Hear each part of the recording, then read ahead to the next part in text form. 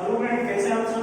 हमारे साथ देव प्रकाश पटेल। हम लोग क्लास 12 के बायोलॉजी के जो 7th चैप्टर है इवोल्यूशन अर्थात विकास जीवन की उत्पत्ति का अध्ययन करने वाले हैं। इसके पहले हम आपको सिलेबस के अनुसार पढ़ाते गए और हम जैव विकास के जो सिद्धांत थे मुख्य 3 सिद्धांत, इसमें से जैसे लेबार्किंस का सिद्धांत बताया थे आपको, उपार्जित लक्षणों के वंशानुगति का सिद्धांत लेमार्क के द्वारा दिया गया था, जिसको लेमार्किज्म कहा जाता है। ठीक है। दूसरा सिद्धांत डार्विनवाद का सिद्धांत था, डार्विन के द्वारा दिया गया प्राकृतिक वर्णवाद का सिद्धांत। ठीक है। तीसरा है थ्योरी ऑफ म्यूटेशन, उपार्जित उत्परिवर्तनों का सिद्धांत, जिसको ह्यूगो डी ब्रिज ने दिया था। ठीक है। तो हमने लेमार्किज्म को बता दिए हैं। अभी आपको हम बताने वाले हैं डार्विनवाद। ठीक है। तो डार्विनिज्म का जो थ्योरी है वो देखना है क्या है, तो प्राकृतिक वर्णवाद का सिद्धांत है उसका, प्राकृतिक वर्णवाद का सिद्धांत।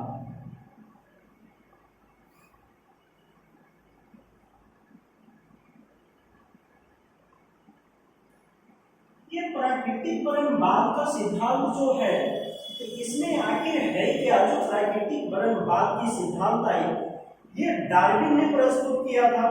ये सिद्धांत को किसने प्रस्तुत किया? डार्विन ने प्रस्तुत किया। तो डार्विन का इंट्रोड्यूस पहले जरूरी है कि डार्विन है कौन। तो डार्विन जो है, डार्विन का जन्म का वर्ष 12 फरवरी 1809 ईस्वी को हुआ था। 1809 ईस्वी को इंग्लैंड में हुआ था। ठीक है। इसके पिता यानी डार्विन के पिता के फादर धनी डॉक्टर थे, मतलब रिचेस्ट डॉक्टर।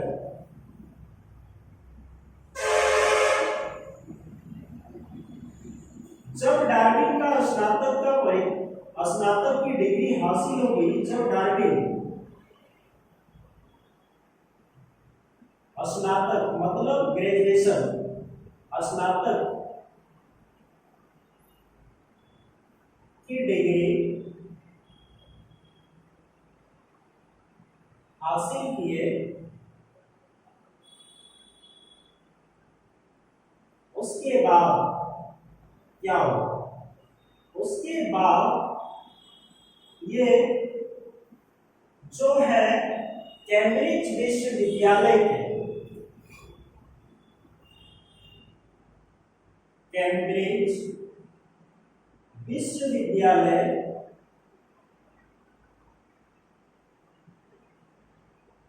के Russell Wallace, Alfred Russel Wallace के साथ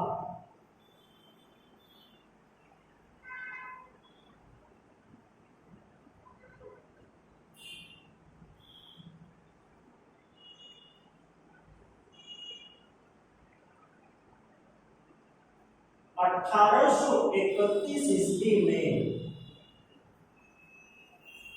नेचुरल सिलेक्शन के लिए निकल पड़ा था।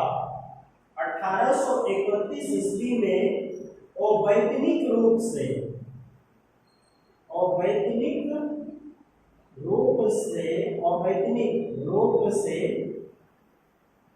प्राकृतिक की खोज के पदों पर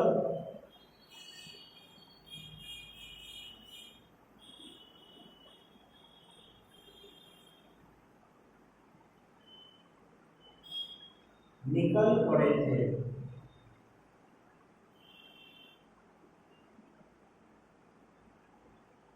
यह खोज जो दोनों आदमी गए ना, अल्फ्रेड रसेल वेलस, किसके साथ गए थे?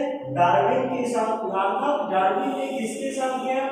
तो अल्फ्रेड रसेल वेलस के साथ जो गए थे, तो अल्फ्रेड रशियन वेलस के साथ कौन से जहाज में गए थे? तो ब्रिटिश सरकार के दिए हुए जो जहाज थे, विश्व सर्वेक्षण जहाज, ठीक है। तो विश्व सर्वेक्षण जहाज किसके द्वारा दिया गया था? तो ब्रिटिश सरकार के द्वारा दिया गया था। ब्रिटिश सरकार का विश्व सर्वेक्षण जहाज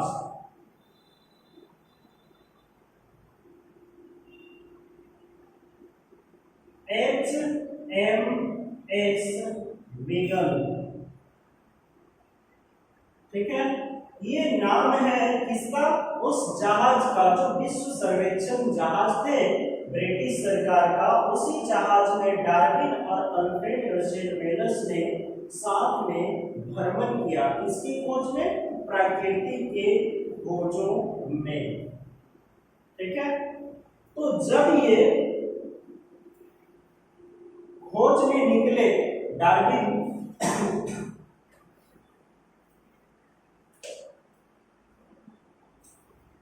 क्या करने निकले? खोज में जब निकले तो वह HMS विगल 5 वर्ष तक, HMS विगल में 5 वर्ष तक वे भ्रमण किए। इसका भ्रमण बहुत ही यादगार रहा। क्या रहा? बहुत ही यादगार रहा। किसका भ्रमण? डार्विन और अल्फ्रेड रसेल वेलस का भ्रमण बहुत ही यादगार रहा। इसमें क्या हुआ? वह जो भ्रमण किए थे तो दक्षिण अमेरिका के निकट, ये भ्रमण के दौरान दक्षिण अमेरिका के निकट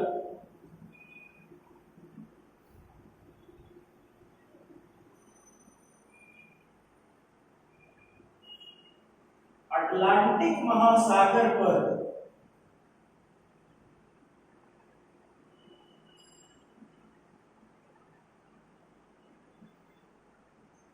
बीस द्वीपों का समूह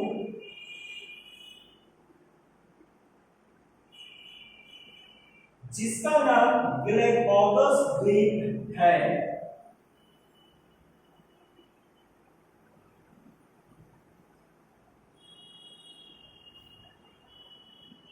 पर गए। कौन गया? 20 द्वीपों के समूह गैलापागोस द्वीप समूह पर डार्विन ने गया।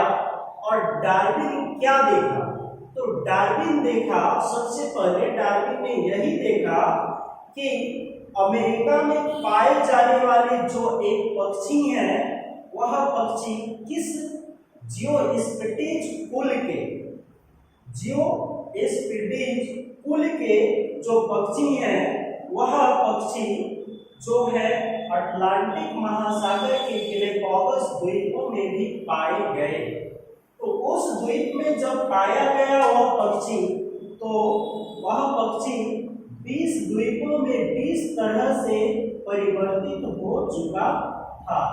चूंकि अमेरिका में वह पक्षी शाकाहारी था, लेकिन वह द्वीप समूह पर गया, देखा, उसका अध्ययन किया, तो पता चला कि वह वही कुल के जियोस्पिडिज कुल के पक्षी जो थे वह क्या हो चुके थे? मांसाहारी हो चुके थे। इससे वह पता लगाया कि इस यहाँ के वातावरण के अनुसार यह पक्षी अपने आप को परिवर्तन कर लिया है, ठीक है। तो डार्विन बाद में हमको लिखना क्या है? तो डार्विन बाद में हमको लिखना है, डार्विन का विचारधारा जो था, डार्विन का विचारधारा यह थी कि प्रकृति में जंतु, प्रकृति में जो जंतु है वह जंतु या फिर पौधे का चयन इस प्रकार होता है कि वह जीव जो उस वातावरण में रहने के लिए अनुकूलित होते हैं वह सुरक्षित रह जाते हैं, और जो अनुकूलित नहीं होते हैं वह नष्ट हो जाते हैं। इसी को डार्विनिज्म ने प्राकृतिक चयन कहा।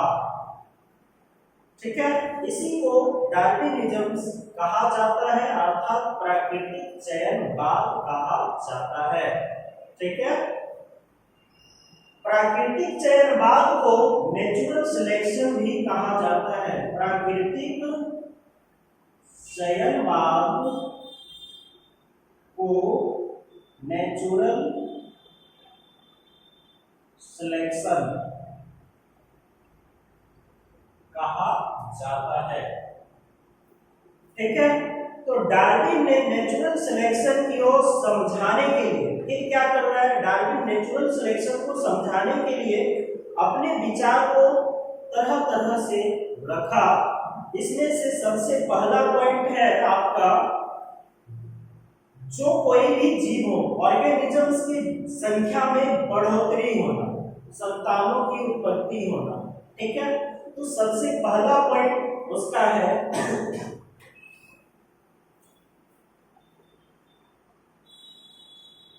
अपने नेचुरल सिलेक्शन को समझाने के लिए डार्विन ने क्या किया था, तरह तरह भिन्न भिन्न नियमों का पालन किया था। तो वह भिन्न भिन्न नियम में से क्या नियम है वो देखिए।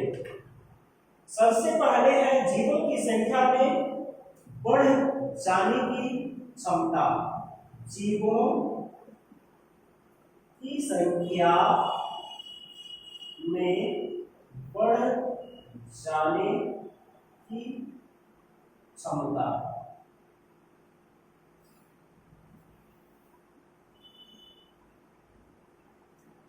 ये पहला पॉइंट है।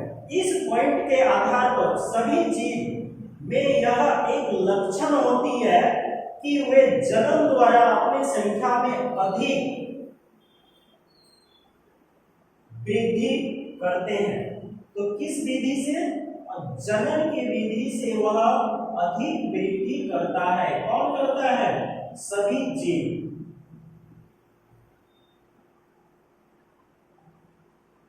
वृद्धि करते हैं। तो जनन के क्षमता के कारण सभी जीवों में वृद्धि होती है। ठीक है, लेकिन उनसे उत्पन्न जीव जीवित नहीं रह पाते, क्योंकि उनकी वृद्धि ज्यामितीय अनुपात में होती है, परंतु खाने या रहने का स्थान जो है स्थिर होता है। खाने और रहने का स्थान जो है वह क्या होता है, स्थिर होता है, इसीलिए वह नहीं रह पाते हैं।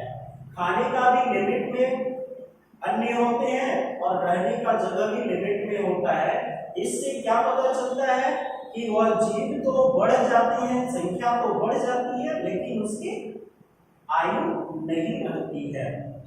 दूसरा फैक्टर है इसका लिमिटिंग फैक्टर।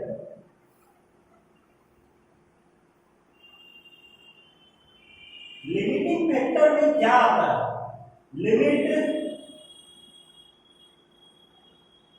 Food production.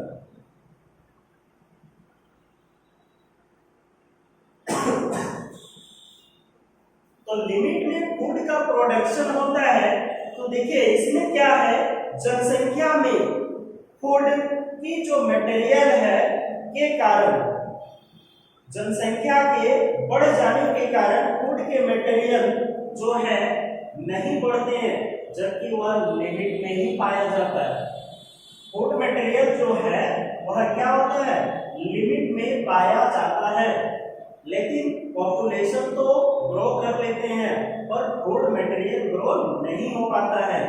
ठीक है, तो जो फूड मटेरियल है पॉपुलेशन के हिसाब से घट जाते हैं, तो वह पॉपुलेशन क्या करते हैं, ग्रोथ नहीं कर पाते हैं। अगर फूड मटेरियल घट जाए और पॉपुलेशन अधिक हो जाए तो पॉपुलेशन ज्यादा दिन तक टिक नहीं पाएंगे। खाने का अन्न ही नहीं रहेगा तो क्या वो जीवित रह पाएंगे, नहीं रह पाएंगे।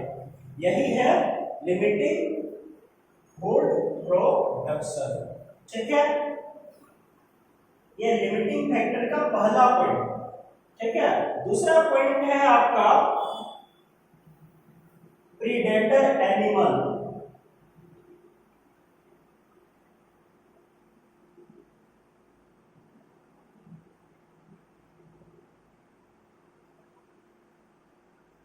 प्रीडेटर एनिमल्स क्या होते हैं? कुछ ऐसे जीव होते हैं जो जीव बड़े होते हैं तो छोटे जीवों का अपने में भोजन कर लेते हैं।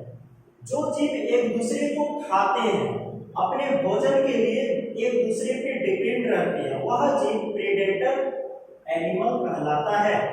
तो ऐसे एनिमल क्या करते हैं कि बड़े प्राणी है वह छोटे प्राणी को खा जाते हैं। जैसे कि मान लेते हैं शेर को, शेर क्या करते हैं, हिरण को खा जाते हैं, ठीक है। तो हिरण की संख्या क्या हो जाएगी, घट जाएगी।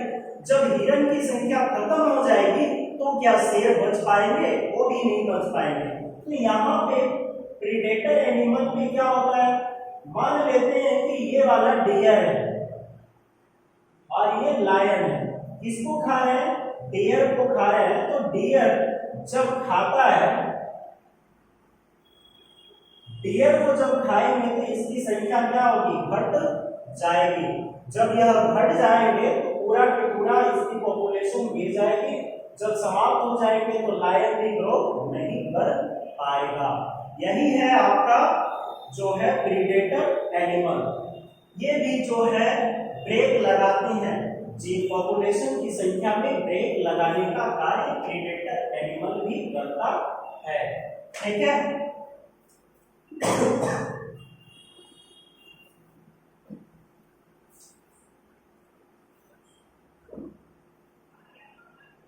कुछ डिजीज भी होते हैं इसमें,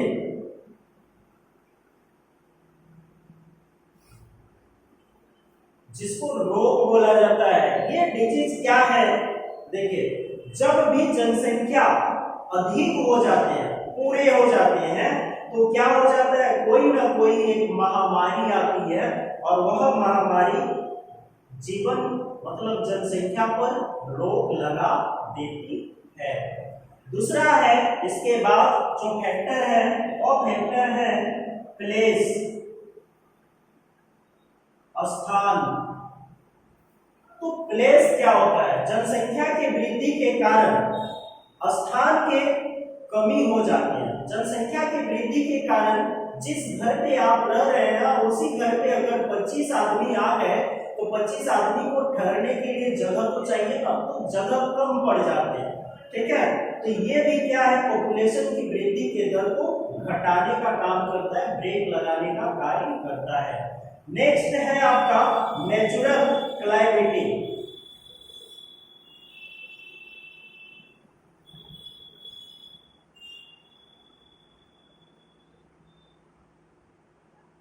प्राकृतिक विपदाएं,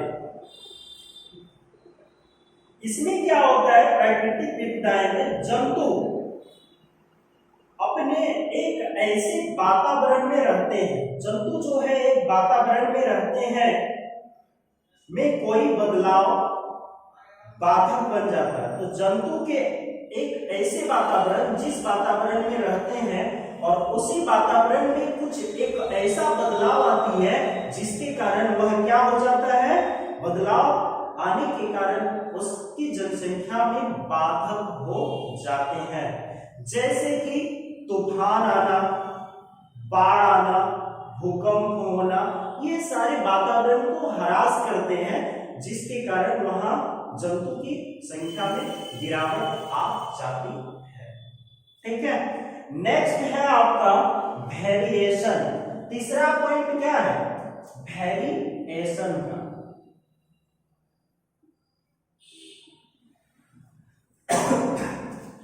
वेरिएशन क्या होता है, तो प्राकृतिक वरणवाद को समझाने का ये तीसरा पॉइंट है। लिमिटिंग फैक्टर में आया था limit food production, predator animals, disease, place और नेचुरल क्लाइमेटिक। तो ये सारे ब्रेक लगाने का कार्य करता है, लिमिटिंग फैक्टर का ब्रेक लगाने का कार्य करता है कि जनसंख्या में कैसे ब्रेक लगते हैं। अब अभी हम वेरिएशन के बारे में बताएंगे आपको कि वेरिएशन क्या है। तो आप जानते ही होंगे कि कभी एक जो एक अगर एक पेरेंट्स के दो संतानें इक्वल होते हैं क्या? नहीं होते हैं। तो एक माता के दो संतान बराबर नहीं हो सकता है, समान नहीं हो सकता है। ठीक उसी तरह यह बात सर्वमान्य है कि दो जीव कभी भी एक जैसे नहीं हो सकते, अर्थात एक पेरेंट्स के दो संतान एक जैसी नहीं हो सकती है। यही तो भिन्नता है, एक दूसरे से वेरिएशन है। किसी की वैरायटी अलग है तो किसी की वैरायटी और अलग है। ठीक है। अब है जो चौथा है वो है आपका सर्वाइवल ऑफ फिटेस्ट।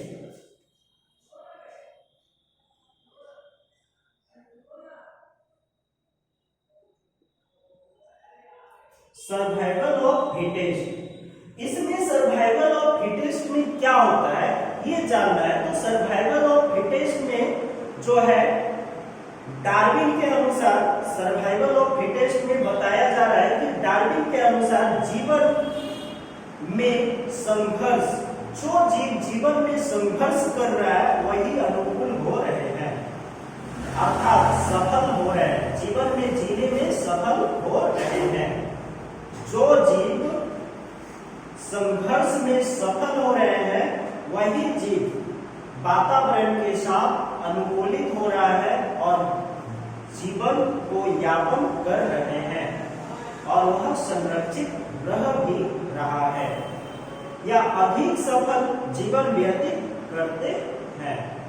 ये जो सर्वाइवल फिटेस्ट है ना, यह डार्विन का हर एक बिंदु को पालन करता है।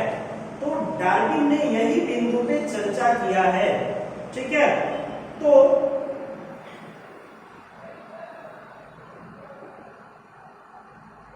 एवं स्वस्थ संतान, अधिक जीवन जीने की संभावनाएं होती है एवं स्वस्थ संतानों की उत्पत्ति करते हैं, जिससे उत्तम लक्षण पीढ़ी दर पीढ़ी चलते रहता है।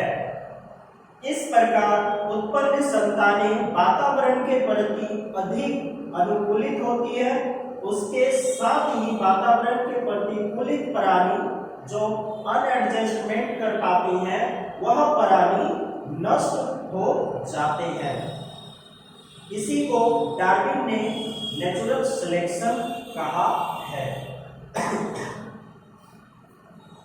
डार्विन ने इस सिद्धांत को जो बताए थे, डार्विन ने इस सिद्धांत को लेमार्क के जो सिद्धांत है ना, डार्विन ने इस अपने ये जो सर्वाइवल ऑफ फिटेस्ट है, नेचुरल सिलेक्शन की जो थ्योरी है, वह थ्योरी को उसने किसमें बताया था?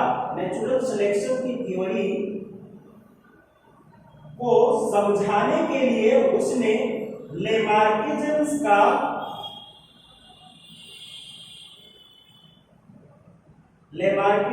का जिराफ जो साउथ अफ्रीका में पाए जाते हैं, जिसकी आगे की दो टांगें लंबे और गर्दन लंबे हो गए थे, उसके नियमों को लिया और उसके एग्जाम्पल को वह मान्य किया नेचुरल सिलेक्शन के आधार पर कि जैसे जैसे घास कटी उसकी आदतें बढ़ती गई, वह अनुकूल होते गए उस वातावरण में। नीचे जमीन की घास कटी तो ऊपर के पौधे की पत्तियां खाने लगे। जब उस लेवल के पत्ते खा के खत्म हो गए तो उससे दूर थोड़े लंबे ऊंचे पौधे में जाने लगे। इसी तरह से उसके आगे के बाहु जो है लंबे हो गए, दो पैर लंबे हो गए और गर्दन भी लंबे हो गए। ठीक है। जब ये सब गर्दन लंबे हो गए तो ऐसी प्रवृत्ति उसकी संतानों में भी हो गई। इसी का लक्षण मतलब नेचुरल सिलेक्शन का पंचांगति भी हो गया। तो लेमार्किज्म के जिराफ का एग्जाम्पल लेकर उसने मान्य किया, बताया नेचुरल सिलेक्शन को। अब जो है ऑरिजिन ऑफ न्यू स्पेसीज,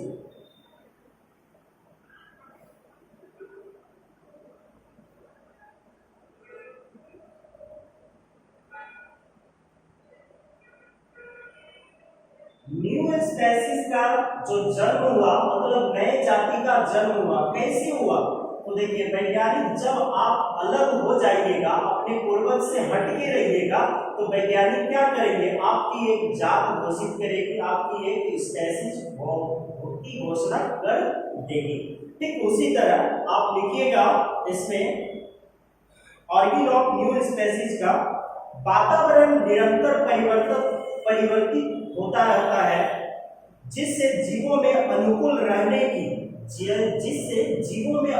रहने की विभिन्नता आ जाती है, या विभिन्नता पीढ़ी दर पीढ़ी चलती रहती है। यह विभिन्नता जब एकत्रित हो जाते हैं तो विभिन्नताओं से, यानी विभिन्नता जब एकत्रित हो जाते हैं तो धीरे धीरे यह विभिन्न रूप हासिल करते हैं और वह अपने पूर्वज से अलग हो जाते हैं। जब यह पूर्वजों से अलग हो जाते हैं तो वैज्ञानिक उसके एक प्रजातियों का नाम दे देते हैं। इसी तरह से ऑरिजिन ऑफ न्यू स्पेसीज होता है, नए जातियों का उद्भव हो जाता है। ठीक है, यही है लेमार्किज्म्स। कुछ लेमार्क का जो है क्रिटिसाइज है, लेमार्क का अब क्या लिखना है? क्रिटिसाइज लिखना है।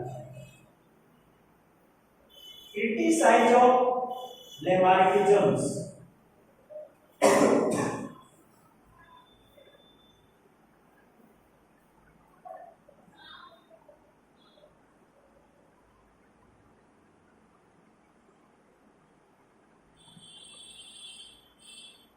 लेमार्किज्म्स like Darwin, criticize of Darwin।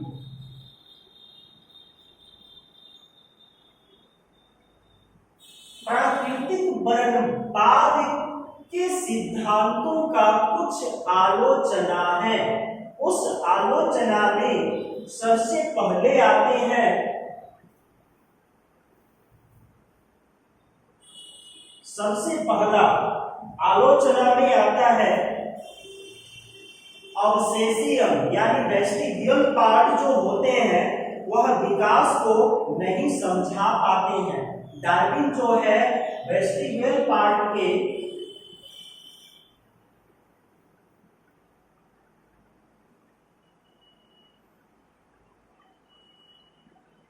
वह विकास को नहीं समझा पाता है।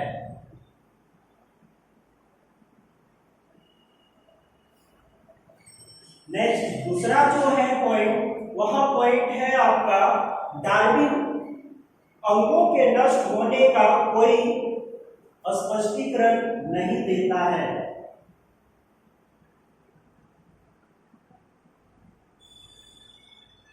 डार्विनिज्म पार्ट के नष्ट होने का स्पष्टीकरण नहीं देते हैं।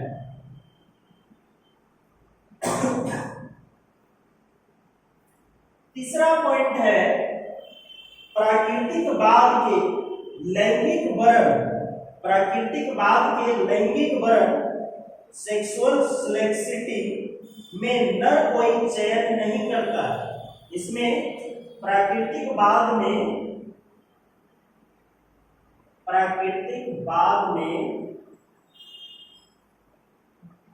लैंगिक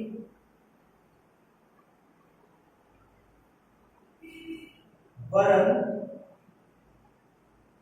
में नर कोई चयन नहीं करता है।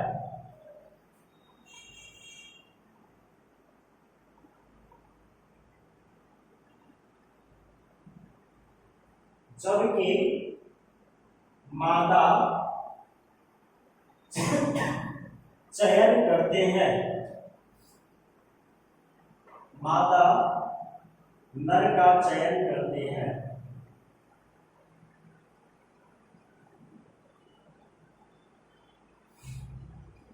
ठीक है, नेक्स्ट है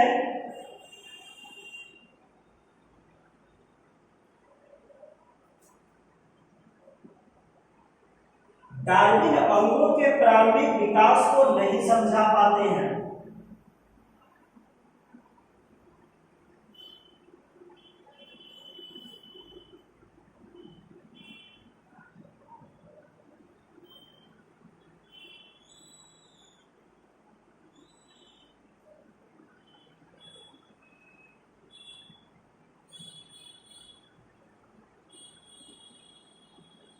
और 5वां पॉइंट है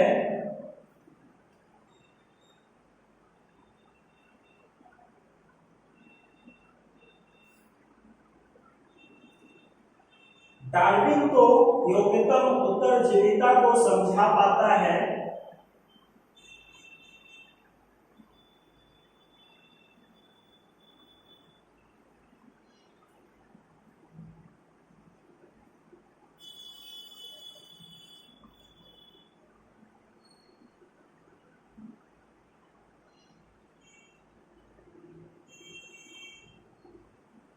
परंतु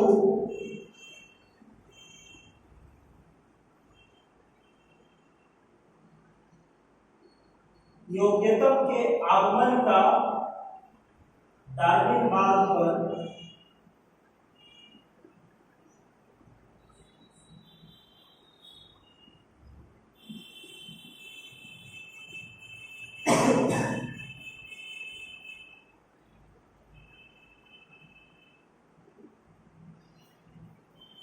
पर प्रूफ नहीं देता है।